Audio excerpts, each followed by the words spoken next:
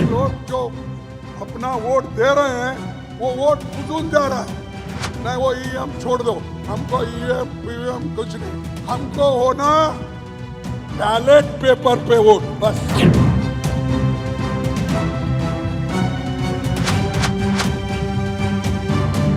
Vote machine में नहीं है, वोट कागज में है।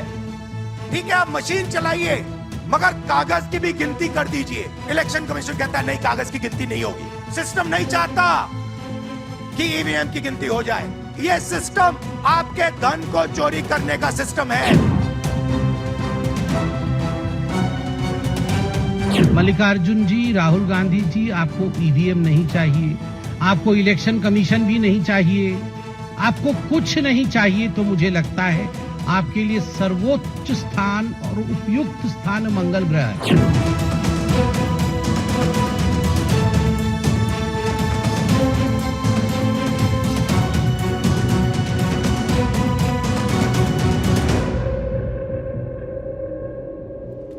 चुनाव दर चुनाव एक ही कहानी, जीते कोई हारे कोई, पर ईवीएम को है अपनी लाज बचानी। अब मानो ईवीएम ना हो, नंदू घोष हो। बांग्ला में कहते हैं ना, जो तो दोष नंदू घोष, मतलब कि जितनी भी गलती सबके पीछे नंदू घोष। ओधो से लेना न माधो को देना। लेकिन अपना नंदू घोष माने कि ईवीएम चुनाव बाद फिर से सम्मान बचाने में जुटा हुआ है। महाराष्ट्र झारखंड में चुनाव बीत गया, झारखंड में हेमंत बाबू मुख्यमंत्री बन गए और महाराष्ट्र में भी Devendra Fadnavis CM in waiting से सीएम सिटिंग हो गए। लेकिन अपना ईवीएम बेचारा कस्में खा रहा है कि वो ईमानदार है, जनतंत्र उसका ईमान है और जनमत को सामने लाना उसकी पहचान है। लेकिन बेचारे की सुन कौन रहा है? जीतने वाले जश्न में मग्न हैं और हारने वालों के लिए ईवीएम में प्रॉब्लम है। झारखंड में नहीं, महाराष्ट्र।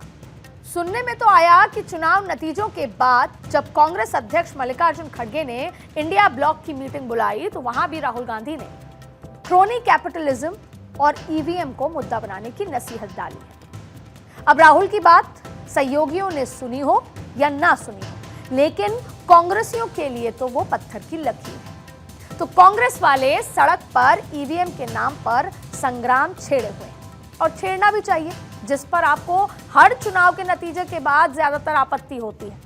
ये बात अलग है कि आपको केरला के किसी एक इलाके में आपत्ति ना हो, लेकिन आपको महाराष्ट्र के नतीजों पर आपत्ति है। इसीलिए भारत जोड़ो की तर्ज पर ईवीएम जगाओ यात्रा की योजना बन चुकी है और उस पर अमल किया जाने की बात चल रही है। और जरूरी है, जिस बात पर विपक्ष को इतनी आपत्ति है, मेरा सवाल यह है कि अब तक इतनी देरी क्यों? विपक्ष को अब तक आंदोलन खड़ा कर देना चाहिए।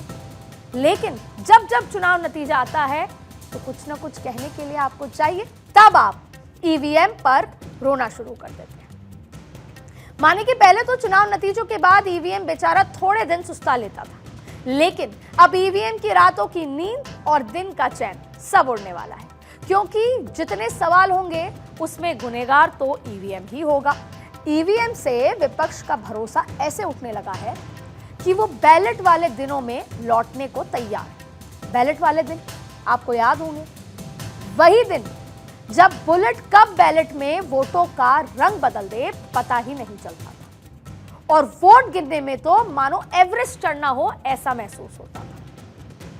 अब तब तो आबादी भी कुछ कम थी, लेकिन अब तो हम आबादी में भी नंबर 1 पर हैं और इस राह पर तेजी से आगे तरक्की भी कर रहे हैं, बिना थके और बिना रुके। और हाँ, अब तो 3-3 बच्चों की वकालत भी शुरू हो गई है और 2 बच्चे ही अच्छे पुराने दिन की बात हो गई। लेकिन कुछ लोगों को नया भाता नहीं है, तो वो कहते हैं ओल्ड इज गोल्ड। तो विपक्ष उसी ओल्ड में चुनावी जीत का गोल्ड तलाश रहा है। मानो कि तब बैलेट पर बवाल था और अब ईवीएम पर सवाल है। बैलेट पर इतना भरोसा कि एक साहब ने तो याचिका लेकर सुप्रीम कोर्ट तक चले गए। जज साहब ने कसूरवार की तरह कोने में खड़े ईवीएम को थोड़ी सांत्वना दी और याचिका खारिज कर दी और यह कह दिया कि जब जब चुनाव हार जाते हैं तो ईवीएम में खराबी और जीत जाते हैं तो चुप्पी। ईवीएम तो मोहरा है, मास्टर तो चुनाव आयोग है। पर विपक्ष के लिए ना तो मास्टर मैटर करता है ना मोहरा। इस समय तो उसकी एक ही धुन है, ईवीएम भगाओ, बैलेट वापस लाओ। ईवीएम को 2 दशक से ज्यादा हो गए हैं इस चुनावी रण में अपना काम करते हुए। कल तक तो सबको उसकी स्पीड और एक्यूरेसी पर भरोसा था, आज उसकी टेक्निक पर डाउट होने लगा है। तो मैंने सोचा कि नेता नगरी और ईवीएम के बीच दूरी को क्यों ना थोड़ा कम कर दूं। तो आज पॉलिटिकल कॉरिडोर में ईवीएम पर नेता नगरी के सवालों के जवाब के साथ मैं अदिति नागर एक बार फिर आपका स्वागत करती हूं। मैं नहीं जानती कि ईवीएम पर सियासी भ्रम है या सच में प्रॉब्लम। मैं ये भी नहीं कहूंगी आपसे कि आप सिर्फ मुझ पर यकीन करें, लेकिन ईवीएम की कहानी आज उसी की जुबानी आप तक पहुंचाने की पूरी कोशिश करूंगी। तो सबसे पहले आपको संक्षिप्त में ईवीएम का इतिहास बता देती हूं, जो शुरू होता है 1977 से। ईवीएम का विचार सबसे पहले आया 1977 में। दावा किया गया कि इसके इस्तेमाल से चुनाव की लागत कम होगी, कागज कम खर्च होंगे और वोटिंग के दौरान जो धांधली हुआ करती थी यानी बूथ कैप्चरिंग, उस पर भी रोक लगी। फिर 1982-83 में केरला में पारूर विधानसभा क्षेत्र में 50 मतदान केंद्रों में पहली बार ईवीएम का इस्तेमाल किया। सुप्रीम कोर्ट ने 1984 में इस पर रोक लगा दी। ईवीएम के इस्तेमाल को लेकर कानून में प्रावधान बनाने की मांग हुई। तब जाकर दिसंबर 1988 में लोक प्रतिनिधित्व अधिनियम 1951 में एक नई धारा 61A जोड़ी गई। फिर 1989 के बाद से फिर से इसका इस्तेमाल किए जाने लगा था। फिर आया 2001, तब तक सभी विधानसभा चुनाव में ईवीएम से वोटिंग शुरू होने लगी। फिर 2004 में लोकसभा चुनाव में सभी 543 निर्वाचन क्षेत्रों में ईवीएम का उपयोग हुआ। यह मत समझिए कि तब ईवीएम बेदाग था, तब भी सत्ता पक्ष को ईवीएम पर एतबार था और विपक्ष को इससे इनकार था। लेकिन इस बात को आगे बताऊंगी, अभी तो ईवीएम को और अच्छे से जान लेते हैं। चुनाव में धांधली रोकने के लिए लाया गया ईवीएम दरअसल भारतीय ही है, यानी कि आत्मनिर्भर भारत की पहचान है। कर्नाटक विधानसभा चुनाव के नतीजों से पहले कांग्रेस प्रवक्ता रणदीप सुरजेवाला ने दक्षिण अफ्रीका में इलेक्ट्रॉनिक वोटिंग मशीन का इस्तेमाल होने का आरोप लगाकर चुनाव आयोग पर सवाल उठाया। तो आयोग की ओर से उसका जवाब भी दिया गया। आयोग ने आरोपों को खारिज किया। तो सवाल यह है कि क्या भारत में ईवीएम दूसरे देशों से लाई गई है? चुनाव आयोग की वेबसाइट पर इसका जवाब स्पष्ट रूप से मौजूद है। चुनाव आयोग ने साफ कर दिया कि ईवीएम का उत्पादन भारत इलेक्ट्रॉनिक्स लिमिटेड बेंगलुरु और electronics corporation of India limited Hyderabad में होता है। ईवीएम भारतीय है। हालांकि भूटान, नेपाल और नामीबिया जैसे कई देशों में अपने चुनाव में भारत में बनी ईवीएम का इस्तेमाल किया जा रहा है। अब यह भी समझ लीजिए कि ईवीएम काम कैसे करता है। यह बहुत महत्वपूर्ण है क्योंकि उसके काम पर सवाल उठता है। ईवीएम के 2 पार्ट्स होते हैं सबसे इंपॉर्टेंट, एक कंट्रोल यूनिट और एक बैलेटिंग यूनिट, जो कि 5 मीटर केबल से जुड़ा होता है। बैलेटिंग यूनिट वोटिंग कंपार्टमेंट में होती है, जिसमें वोटर अपनी पसंद के उम्मीदवार के नाम और चुनाव चिन्ह के सामने बटन दबाकर अपना वोट देता है। जबकि कंट्रोल यूनिट उस मतदान अधिकारी के पास होता है जिसे चुनाव आयुक्त नियुक्त करता है।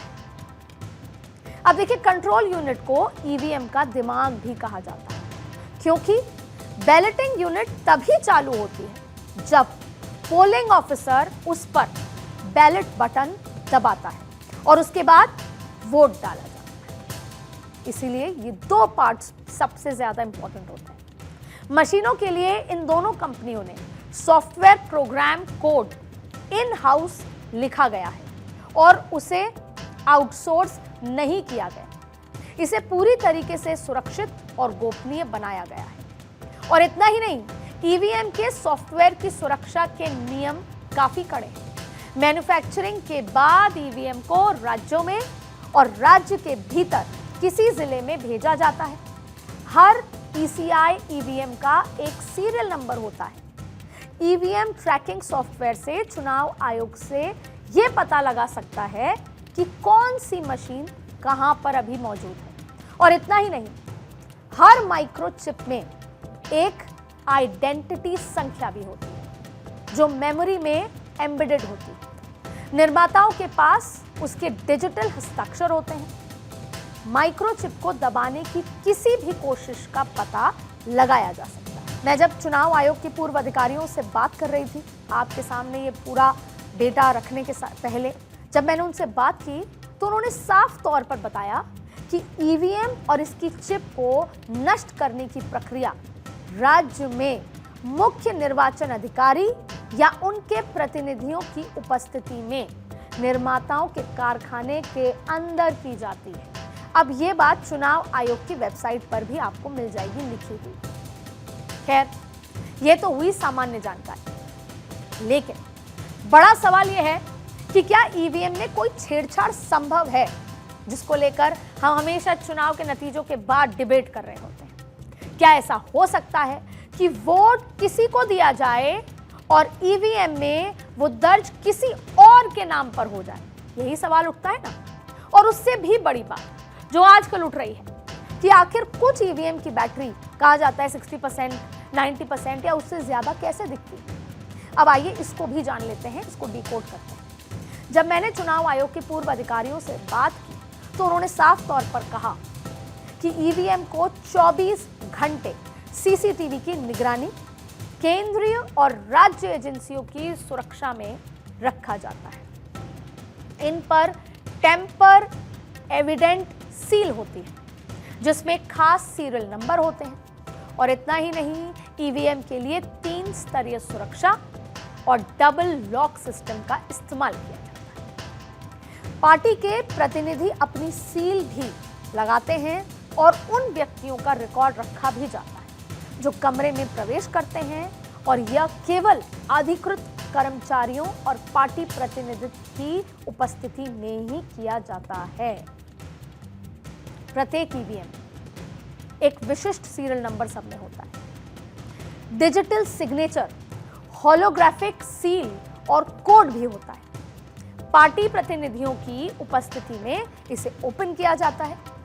ईवीएम में 48 घंटे का बैकअप और नॉन वॉलेटाइल मेमोरी होती है जो बिना पावर के भी डेटा को स्टोर करके रखती है, सहेज के रखती है। अतिरिक्त पावर सिस्टम यह सुनिश्चित करता है कि बैटरी फेल होने पर भी वोटिंग डेटा सुरक्षित रह सके।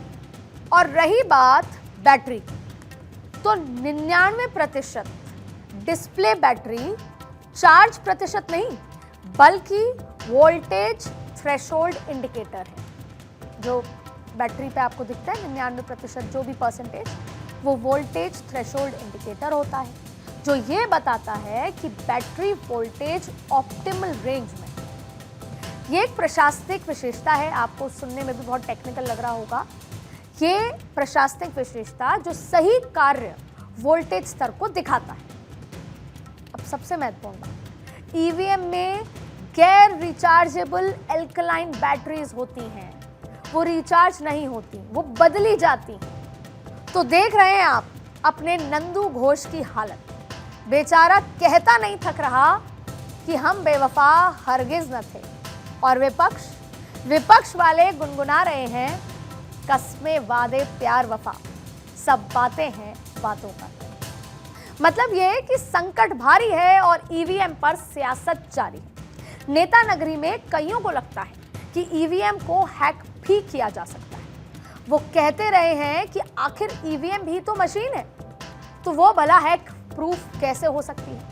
कहने वाले तो ये भी कह रहे हैं कि इसमें पहले से ही किसी खास निशान को वोट देने की प्रोग्रामिंग तक सेट की जा चुकी है। लेकिन चुनाव आयोग का दावा है कि ईवीएम में जो चिप होती है वो वन टाइम प्रोग्रामेबल OTP होती है, यानी इसे एक बार ही प्रोग्राम किया जा सकता है। इस प्रोग्रामिंग की कड़ी निगरानी में, इसकी प्रोग्रामिंग जो होती है वो कड़ी निगरानी में की जाती है और स्वतंत्र विशेषज्ञों द्वारा की जाती है। इसकी जांच भी होती है और चुनाव से पहले 1000 से ज्यादा वोटों के साथ मॉक पोल किए जाते हैं, जिससे क्या होगा, यह सुनिश्चित किया जा सकेगा कि वोटिंग सही ढंग से रिकॉर्ड हो रही है। इसीलिए किसी भी पार्टी के पक्ष में पहले से इसे प्रोग्राम करना असंभव है। और यह भी हमने एक नहीं दो नहीं, चुनाव आयोग से जुड़े कई एक्सपर्ट्स और एक्स अधिकारियों से बात करके आपके सामने डेटा रखा जा रहा है। तो वहीं दूसरी ओर मैन्युफैक्चरिंग के बाद भी ईवीएम कोई सॉफ्टवेयर अपडेट स्वीकार नहीं कर सकता। प्रोग्राम OTP चिप में स्थायी रूप से बर्न कर दिया जाता है, जिसे बदला नहीं जा सकता। ईवीएम में कोई बाहरी इनपुट पोर्ट नहीं होता और मेंटेनेंस पूरी तरह से फिजिकल और मैकेनिकल होती है। और तो और OTP चिप को फिर से प्रोग्राम नहीं किया जा सकता और यह हर वोट को उसी तरह रिकॉर्ड करता है जैसे वह डाला गया। आयोग का कहना है कि इसका डिस्प्ले यूनिट भी सिर्फ आउटपुट देने के लिए है। इसमें इनपुट देने की क्षमता ही नहीं है। यह केवल जानकारी दिखाने के लिए जुड़ी होती है और इसे ईवीएम को प्रोग्राम या बदलने के लिए इस्तेमाल किया ही नहीं जा सकता। यहां तक कि ईवीएम में कोई वायरलेस घटक नहीं होता और इनमें इंटरनेट कनेक्टिविटी, ब्लूटूथ या बाहरी पोर्ट्स नहीं होते हैं। इन्हें एयर गैप्ड डिजाइन किया गया है, यानी ये नेटवर्क से अलग होते हैं। इससे रिमोट हैकिंग का कोई खतरा नहीं होता। ईवीएम को मिलिट्री ग्रेड मानकों के तहत इलेक्ट्रोमैग्नेटिक शील्डिंग के साथ डिजाइन किया गया है। ये बाहरी चुंबकीय क्षेत्रों से प्रभावित नहीं होते, जिससे डेटा की इंटेग्रिटी बनी रहती है। परिणाम पहले ईवीएम पर रिकॉर्ड किए जाते हैं और फिर सुरक्षित चैनलों से उस माध्यम से भेजे जाते हैं। परिणामों की कई प्रतियां रखी भी जाती हैं, जिन्हें वीवीपैट भी शामिल होता है, जिससे क्या हो सकता है कि आप क्रॉस वेरिफिकेशन के लिए आप इस्तेमाल किया जा सकता है। मतलब चुनाव आयोग हर उस सवाल का जवाब दे रहा है जो ईवीएम की विश्वसनीयता को कटघरे में खड़ा करता है। पर लोकतंत्र में सिर्फ पक्ष ही तो मायने नहीं रखता, विपक्ष भी लोकतंत्र का स्तंभ है। सवाल नियत का नहीं, तकनीक की विश्वसनीयता का है। और तकनीक कोई आसमान से तो उतरी नहीं, मैन मेड है। और अविश्वास की ये खाई इतनी गहरी होने लगी कि महाराष्ट्र के एक गांव में तो लोगों ने ईवीएम के नतीजे को ही खारिज कर डाला। लोगों ने चुनाव आयोग से वहां बैलेट से वोट कराने की मांग कर डाली। आयोग ने ये मांग खारिज कर दी तो लोगों ने डमी वोटिंग की व्यवस्था कर ली। यह अलग बात है कि प्रशासन ने इसकी इजाजत नहीं दी। लेकिन अविश्वास की ये खाई इससे भरने की जगह और ज्यादा चौड़ी होने लगी। तो मैं पूछना चाहती हूं चुनाव आयोग से कि क्यों न वो दूध का दूध और पानी का पानी कर देता। हालांकि चुनाव आयोग ने ईवीएम की विश्वसनीयता को बनाए रखने के लिए एक बार सभी दलों को न्योता भी दिया, पर तब भी बात नहीं बनी। तो आज ईवीएम की इस लड़ाई में सियासत के लिए भी संदेश है और चुनाव आयोग के लिए। चुनाव आयोग की निष्पक्षता देश के लोकतंत्र के लिए बेहद जरूरी है और लोकतंत्र की ये जड़ें हिले नहीं, इसके लिए आयोग को कदम तो जरूर उठाने चाहिए। सियासत को भी ये समझना चाहिए कि चुनाव ईवीएम नहीं, नेता लड़ रहे हैं और अपनी हार पर बार बार ईवीएम पर रार छेड़कर वो अपनी जिम्मेदारियों से नहीं भाग सकते। तो आज इस लड़ाई का खत्म होना ही देश हित में होगा, पर यह होगा तब जब लोकतंत्र की संस्थाओं पर लोगों का भरोसा बनेगा। वैसे भी चुनाव आयोग का काम केवल चुनाव कराना नहीं, देश के लोकतंत्र की लाज भी बचाए रखना है। और लोकतंत्र सिर्फ बहुमत का नाम नहीं, यहां जनमत से मिला बहुमत ही तकदीर तय करता है। तो मुझे उम्मीद है कि ये बातें सियासतदान भी समझेंगे और चुनाव आयोग भी। क्योंकि नेता आज हैं, कल नहीं, लेकिन देश तब भी होगा और लोकतंत्र जिंदाबाद करेगा।